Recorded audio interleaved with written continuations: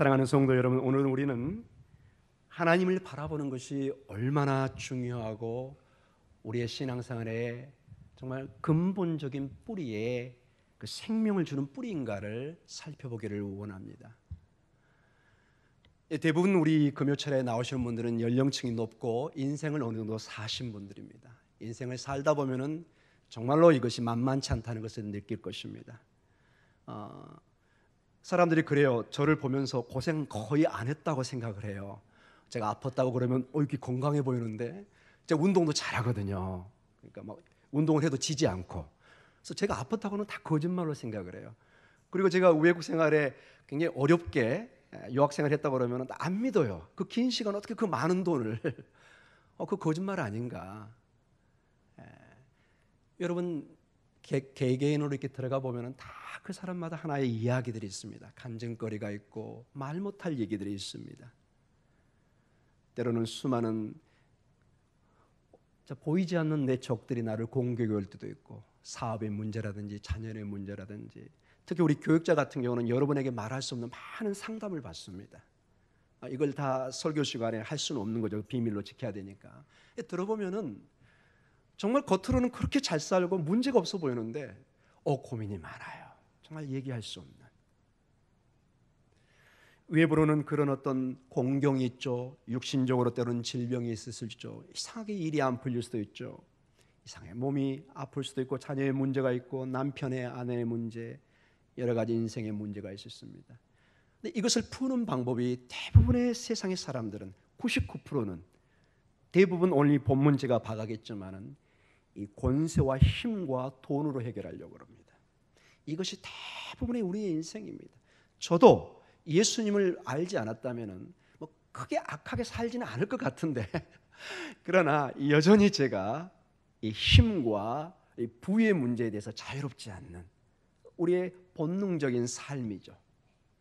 그러나 하나님께서는 부 그 자체와 권세 그 자체가 나쁘다고는 하지 않았습니다. 하나님이 주신 하나님의 선물입니다. 그러나 그 권세와 부와 인생의 생명을 주신 분을 모르고 그것만을 집착할 때 성경은 그것을 우상이라고 합니다. 하나님은 그걸 무척 싫어하십니다. 마치 이겁니다, 여러분. 자녀를 정말 뼈 빠지게 나 못 먹을 것 아껴가면서 정말 키우고 또 키워놨는데 나중에 나몰라라 할 때 그 서운함, 여러분. 그렇죠, 여러분? 정말 우리 교회는 연로하신 분이 많은데 정말 어르신들을 잘 섬겼으면 좋겠습니다. 정말 한 부모는 10자식을 챙기는데 10자식은 한 부모를 챙기지 못하는 그런 모습을 보게 됩니다. 저도 그 면에 대해서는 자유롭지가 않습니다. 저도 회개하는 마음으로 이 말을 표현하고 있습니다. 사랑하는 성도 여러분, 구체적으로 오늘 본문의 말씀을 보면서 이러한 우리의 인생 속에서 우리가 살 길이 무엇이냐?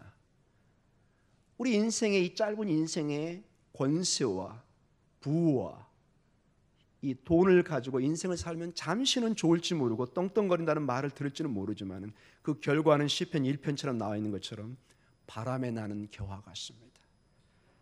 어제 그제 여러분 우리 장례식 다녀왔잖아요. 여러분 안 오신 분도 계시지만 저 교육자들 갔다 왔습니다.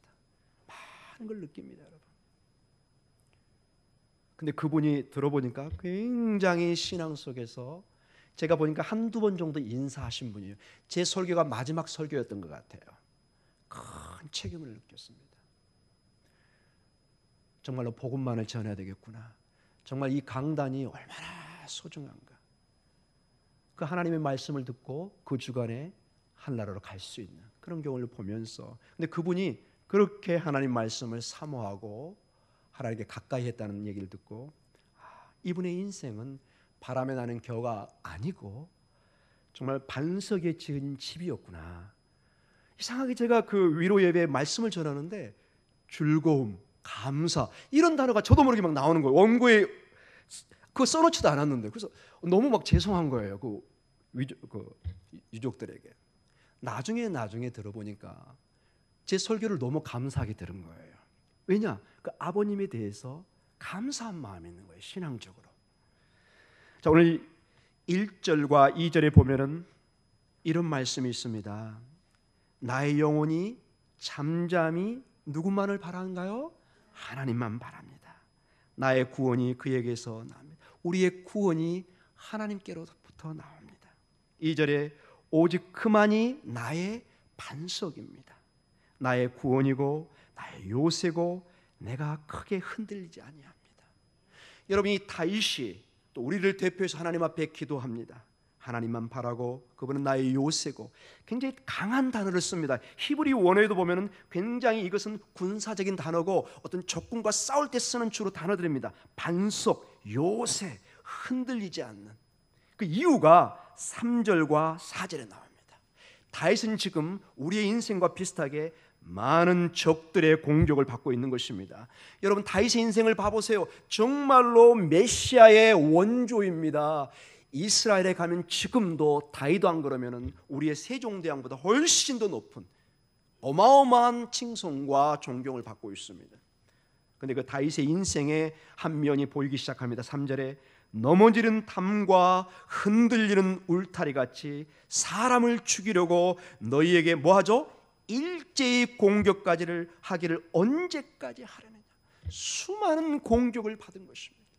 이 다윗은 마지막에는 사울을 필요해서 이 블레셋 지역으로 도망을 가서 블레셋 사람들이 자기를 죽일까 봐 침을 흘리면서 미친 척을 합니다.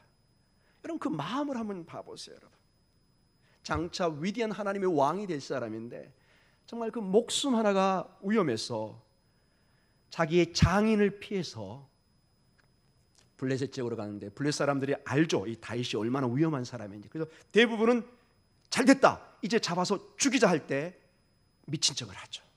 그래서 전혀 옛날의 다윗의 모습이 아닌 것처럼 수많은 사람이 그를 죽이려고 덤빕니다.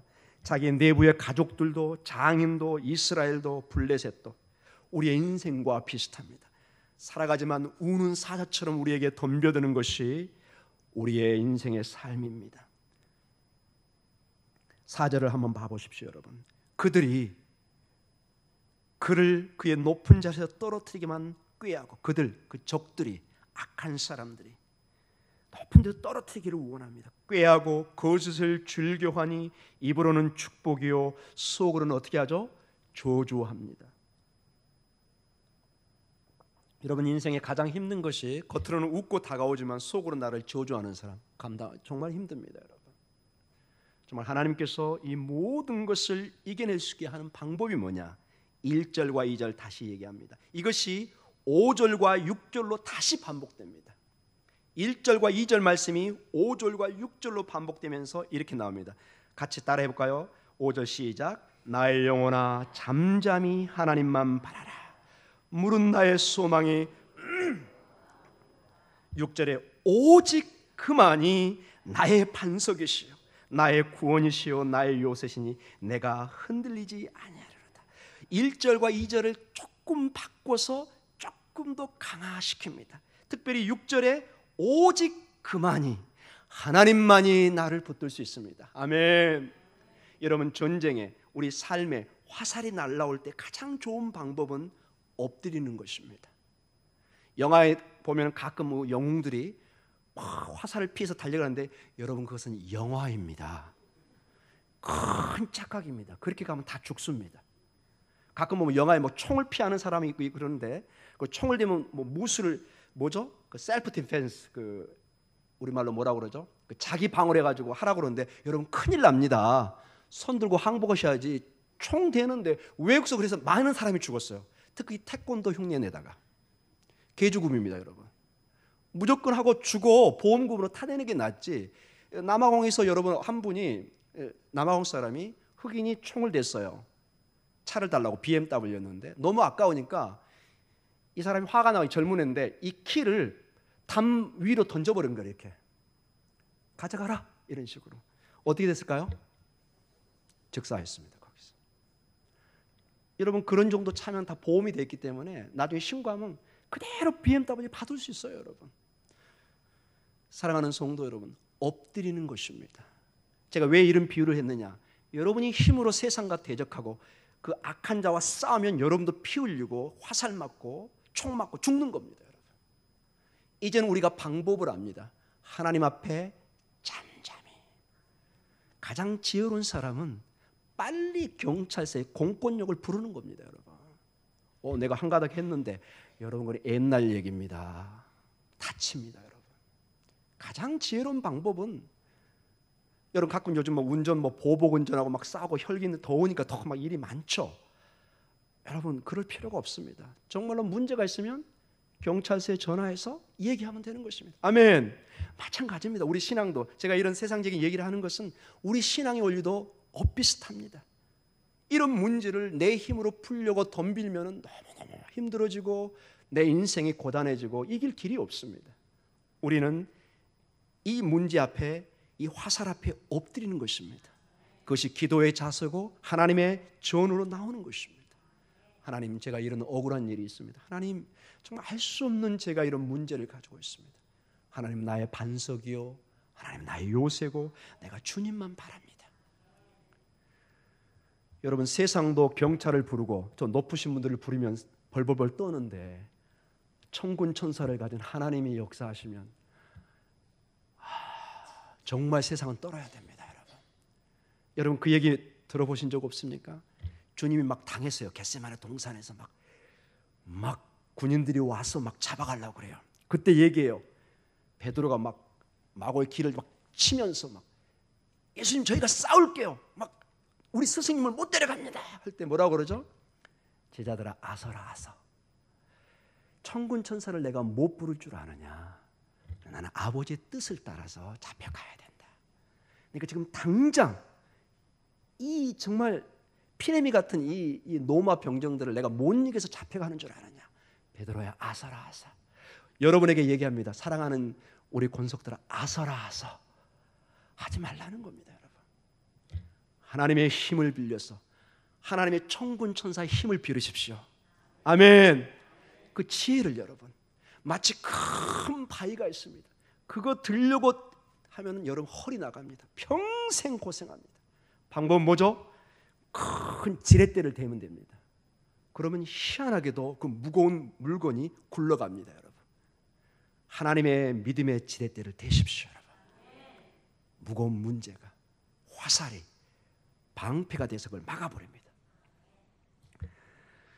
여러분, 그리고 이 7절은 전체 12절의 중심입니다. 이제 이 말씀은 계속 제가 반복해서 읽겠습니다. 같이 한번 읽어보겠습니다. 7절, 나의 구원과 영광이 하나님께 있으며 내 힘의 반석과 피난처도 하나님께 있도다.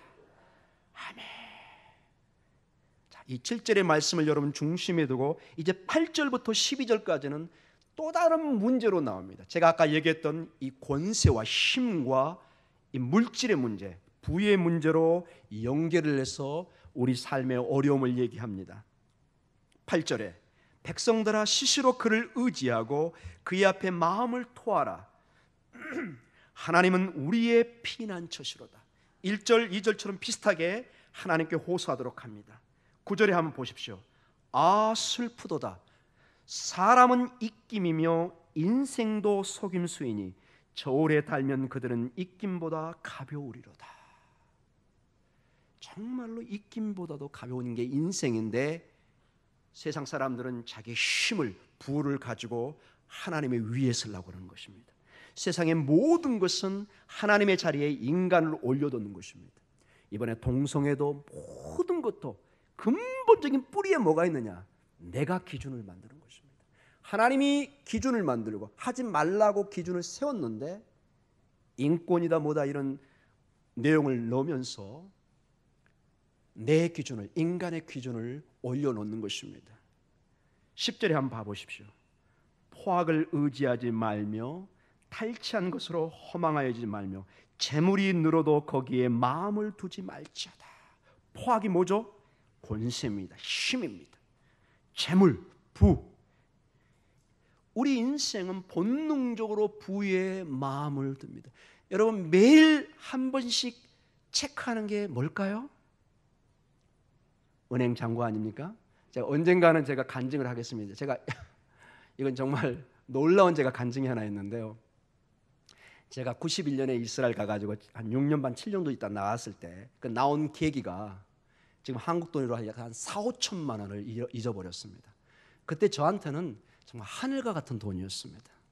혼자 가이드하고 통역하고 해가지고 번 돈, 정말 아이스크림 하나 안 사 먹고, 지나가다가 누가 아이스크림 사 먹으면 손이 하면서 나는 1,000개도 사 먹을 수 있어. 그리고 안 사 먹는 거예요. 아끼고. 오늘 제가 짧아서 넘어가지만은요, 그거를 정말 하나님이 하룻밤 사이에 그냥, 지금도 몰라요 그게 어떻게 없어졌는지. 정말로 제가 그 재물에 제가 너무 그 힘들어가지고 3일을 제가 누웠습니다. 정말로 제 인생에 지금까지 가져본 중에 가장 큰 돈이었는데 3일을 제가 진짜 이게 식음을 전폐하고 누웠는데, 여기로 이렇게 필름이 지나가는데 제 생활이 쫙 나오는, 제가 뭐 한 줄 아세요 여러분? 웹에서 이제 일을 하고 공부하고 들어와가지고 집에 들어와가지고 가장 먼저 하는 게 돈을 세는 거예요. 그 이스라엘은 여러분 은행 제도가 특이해가지고 돈을 넣잖아요. 넣을 때 돈 줘야 되고 뺄 때 돈 줘야 돼요. 보관료 줘야 되고 뺄 때 또 찾는 돈 그거 줘야 돼. 그러니까 그 돈이 또 아까워서 은행에 안 넣어놓고 집 농장 속에 몰래 넣어놓은 거예요. 그거를 매일 벌어서 쌓아놓은 거예요. 이제 앞으로 공부를 위해서. 그게 없어졌으니 어떻게 되겠습니까? 이 필름처럼 순간적으로 제 인생을 보는데, 제가 밤에 들어오면서 계속 봉투로 그 달라겠죠. 그게 쫙 쉬는 거예요. 막 얼굴에 만면에 웃음을 가지고 막 쉬다가 중간에 일부러 틀려요. 다시 세는 거예요. 돈 세는 시간이 1시간 기본적으로. 제가 깜짝 놀랐어요. 저는 제가 정말 그런 줄 몰랐어요. 저는 늘 하나님의 사람이고 목사가 될 사람이고 아니면 교수가 될 사람이고 거룩하고 흉내만 낸 거예요. 여러분. 제가 꽝이라는 걸 그때 알게 됐습니다. 꽝. 내가 꽝이구나. 여러분, 이 재물이 늘어도 마음에 두지 말라는 이 10절의 말씀이죠. 이 말씀을 준비하면서 그게 막 생각이 났습니다. 와. 옆에 기도하는 친구들이, 영적인 사람들이 몇 번을 경고했습니다. 김진학 전사님 지금 요즘 이상해졌다. 말투도 이상해졌고 굉장히 옛날 같지 않다. 저 그때 뭐라고 한지 아세요? 그런가요? 하고 집에 돌아가서는 내가 돈 좀 있으니까 질투 나나 보지? 이런 식으로. 와우. 이렇게 그 친구를 내가 비하하는 거예요. 아니 내가 떳떳하게 번 건데 말이야. 왜 나를 이상하게 보는 거야 마냥. 나를 합리화시키고. 여러분, 이 돈이 사람을 이상하게 만듭니다. 눈이 돈다고 그러죠, 여러분. 오늘 시간 때문에 지나가겠습니다. 11절. 하나님이 한두 번 하신 말씀을 내가 들었나니 권능은 하나님께 속하였다 하셨도다. 여러분, 힘은 우리 것이 아닙니다. 여기 보세요, 여러분. 11절에 권능은 누구 거예요? 하나님의 거예요. 하나님의 거예요. 그 자리에 갔을 때 남용하면 안 돼요. 그래서 반드시 후회합니다. 목사도 마찬가지겠죠. 여기 단임으로 와서 제가 제 힘을 남용하면 저는 반드시 후회합니다. 힘은, 우리의 주어진 힘은 직분상 주어진 거지 이것은 하나님께 속해 있습니다. 아멘. 하나님께 속해 있습니다. 겸손으로 낮아짐으로 나가야 됩니다. 이것을 빨리 깨닫고 엎드려야지. 내가 뭔데요, 여러분? 뭡니까, 여러분? 권능은, 이 돈은 하나님이 주실 때 주고 가져갈 때 가져갑니다. 하나님 때가 되면 주시고 하나님 때가 되면 걷어가십니다. 물론 우리는 최선을 다해서 일을 해야 됩니다. 최선을 다해서 우리의 힘을 올바로 써야 됩니다. 그러나 그 이상도 그 이하도 아닙니다. 이것은 하나님이 주신 선물입니다. 사랑하는 성도 여러분, 12절에 한번 봐보십시오. 주의 인자함은 주께 속하오니 주께서 각 사람의 행한 대로 갚으심이니이다. 12절에 핵심이 있습니다. 갚은다는 얘기는 하나님이 심판하십니다. 우리의 인생이 환난 가운데, 고통 가운데, 여러분 변명할 수 없습니다. 저는 이런 환난 때문에 하나님을 떠났어요. no입니다, 여러분. 하나님이 기회를 주시잖아요. 환난과 공경 속에 하나님 앞에 나와서 기도하라고 기회를 주잖아요, 여러분. 구원의 복음을 선포하고 있잖아요. 이걸 붙들고 나와야지. 나중에 내 형편을 자꾸 변명하고 저는 이렇기 때문에 알코올 중독이 됐어요. 저는 이렇기 때문에 마약을 먹었어요. No. 여러분, 우리 인간은 그렇게 나약하지 않습니다, 여러분. 누구에게나 어려움이 옵니다, 여러분. 어떤 특정인에만 고통이 오는 게 아닙니다. 여러분 각 사람 모두에게 어려움이 옵니다. 그러나 여러분이 지금 선택한 여기 서 있는 것은 여러분이 선택해서 있는 겁니다. 맞습니까? 하나님 안에서 선택한 겁니다. 우리에게는 하나님이 충분한 기회와 힘을 주셨습니다. 여러분, 그리고 이 돈과 권세와 이 모든 것을 하나님이 주실 때 정말로 지혜롭게 쓰십시오. 이걸 잘못 쓰면 후회할 날이 있습니다. 여러분, 이 말씀을 제가 보면서 그러면 우리가 어떻게 해야 될 건가? 두 가지 말씀을 보면서 제가 결론적으로 마치기를 원합니다. 로마서 10장 17절에 좀 더 구체적으로 사도 바울은 우리에게 우리 인생의 중요한 지침을 주고 있습니다. 어떻게 이 땅을 살아갈 것인가? 어떻게 믿음으로 승리할 수 있을까? 말이 좀 어렵습니다. 로마서 자체가 언젠간 제가 이제 강의를 할 텐데 쉽지 않은 책인데 한번 봐보십시오. 잠깐만 보도록 하겠습니다. 로마서 10장 17절 시작. 그러므로 믿음은 들음에서 나며 들음은 그리스도의 말씀으로 말미암느니라. 이 믿음이 들음에서 나고 이 들음은 그리스도의 말씀, 복음으로 말미암아 우리가 승리의 삶을 산다고 그러는데 조금 더 여기는 해석이 필요합니다. 우리말은 조금 해석이 약해요. 제가 보니까 이 원어를 보면은 믿음은 사도 바울이 전한 메시지, 그의 말씀을 듣는, 즉 설교자를 통해서, 목사를 통해서, 사도 바울을 통해서, 수많은 믿음의 선자를 통해서 그 복음이 선포될 때 그것을 들어야 된다는 것입니다. 그리고 그 들음은, 여기서도 이게 말이 좀 빠져 있습니다. 이 들음은, 그 전한 말씀을 들음은 그리스도의 말씀으로, 그리스도의 복음으로 된다는 거죠. 결국은 그리스도의 복음의 말씀이 핵심입니다. 우리가 이 땅을 살아갈 수 있는 것은 내 지혜도, 내 힘도, 내 믿음도 아닙니다, 여러분. 그리스도의 복음만이 우리를 살릴 수 있습니다. 그리스도의 그 생명수만이 이 가뭄날에 마치 하늘의 비가 모든 것을 해결할 수 있는 것처럼 우리 영혼의 문제를 해결할 수 있습니다. 나는 할 수 없고 우리 목동중앙교회는 불가능하지만 그리스도의 복음은 능력이 있는 것입니다. 이것이 수천 년을 목숨을 걸고 선포한 것입니다. 이것이 결코 약한 것이 아닙니다. 지금은 평화시대지만은 어려운 때 그리스도의 복음은 생명을 걸치는 순교자가 나오게 합니다.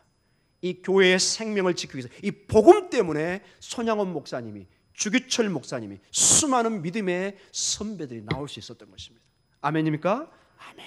이 복음이 그렇게 중요합니다. 이 복음을 듣고 이 복음이 내 안에 내재해야 될 때 내가 마치 생수를 마시듯이 이 여름에 생명을, 원기를 되찾게 됩니다.